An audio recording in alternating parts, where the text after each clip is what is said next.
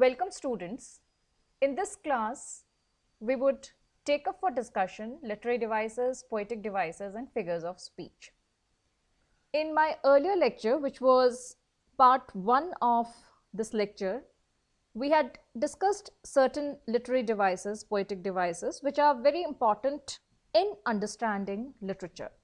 So while you read literature as a student of literature, you ought to know these devices which are very useful for you in estimating or in analyzing the work of literature.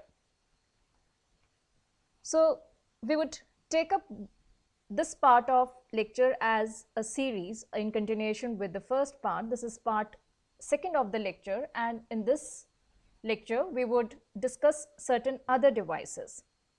There's no classification of these devices or terms. There are certain terms or there are certain devices which you ought to know when you read any piece of literature, any work of literature, and this helps you in analyzing the work of literature.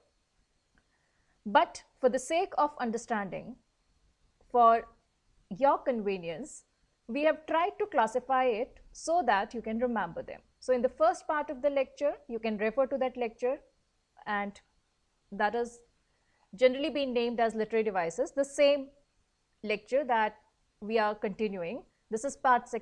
In part 1 of the lecture, you can refer to the classification which was done upon the comparison.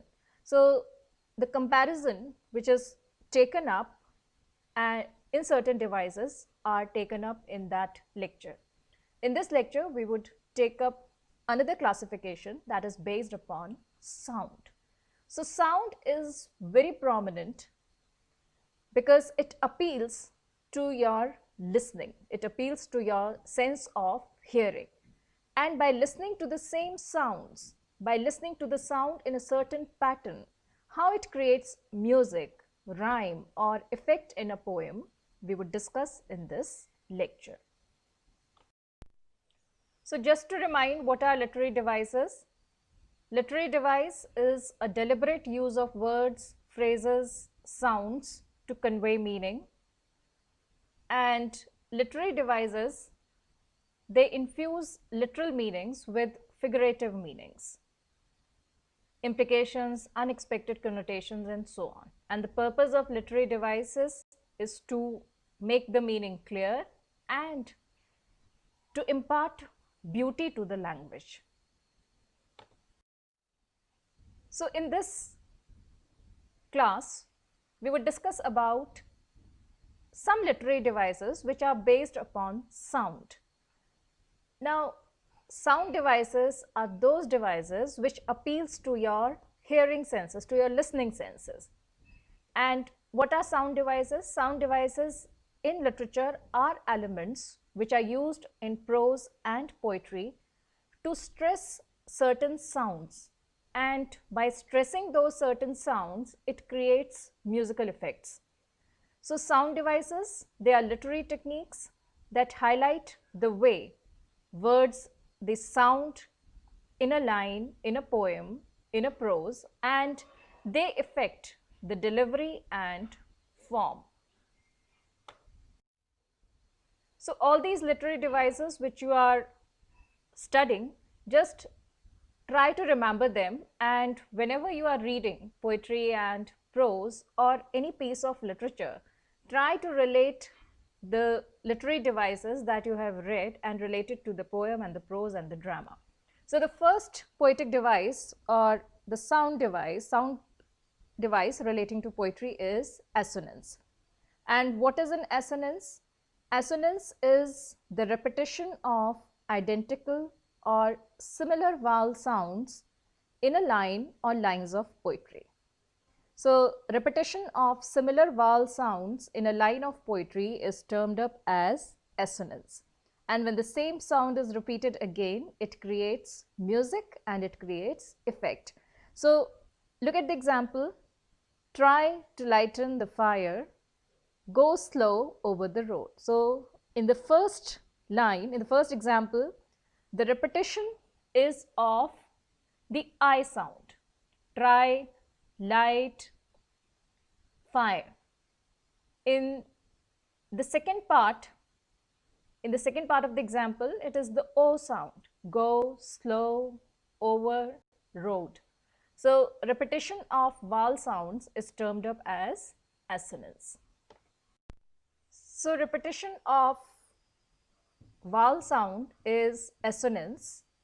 Alliteration is the repetition of consonant sounds in the same line.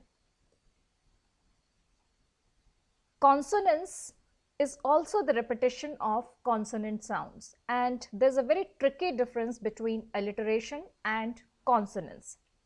While alliteration occurs at the stressed syllable in a word, consonants, they can happen anywhere, especially they are at the end of a word. So let's take example of alliteration, the repetition of consonant sounds.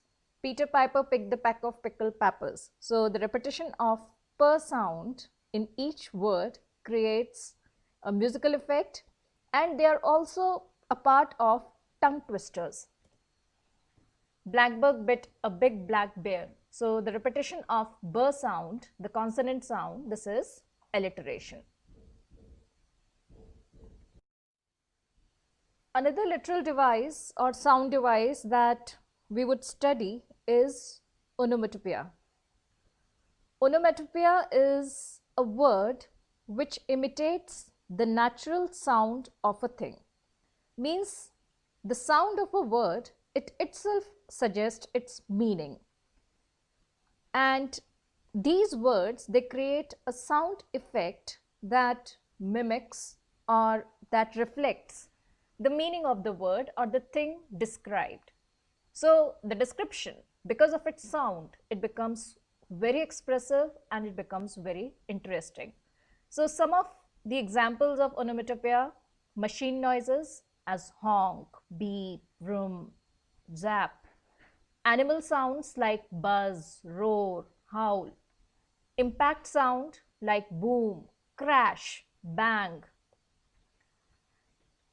sound of the voice: shh, giggle, growl, murmur, whisper, hiss; natural sounds like splash, drip, spray, whoosh, buzz, rustle. They all suggest their meanings, and in literal devices, in literal terms, they are termed up as onomatopoeia. Another literal term or poetic term that we would discuss is rhyme. Rhyme is a very important device which is very important in a poem. It creates the music of the poem. Music, which is the most important quality of a poem, is basically created by rhyme. It is created by alliteration, no doubt. It is created by assonance, no doubt. It is created by the repetition of words also. But rhyme creates the music of the poem.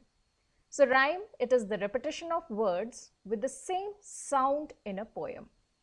And the pattern of similarity is generally at the end of a line of the pronounced words, or it is the sound of the poem. The pattern, the repetition of the pattern of rhyme is known as rhyme scheme, and these rhyming words, they have the same sound repeated at the end of a line. So it's very easy to identify the rhyme with the sound. Take for example, tiger, tiger, burning bright in the forest of the night. So bright and night, they carry the same sound, and this is termed up as the rhyme of the poem. So there are other sound devices also like meter and rhythm. We would try taking them in the next lecture or in another class. So till then, try to remember these sound devices which we have done in this class.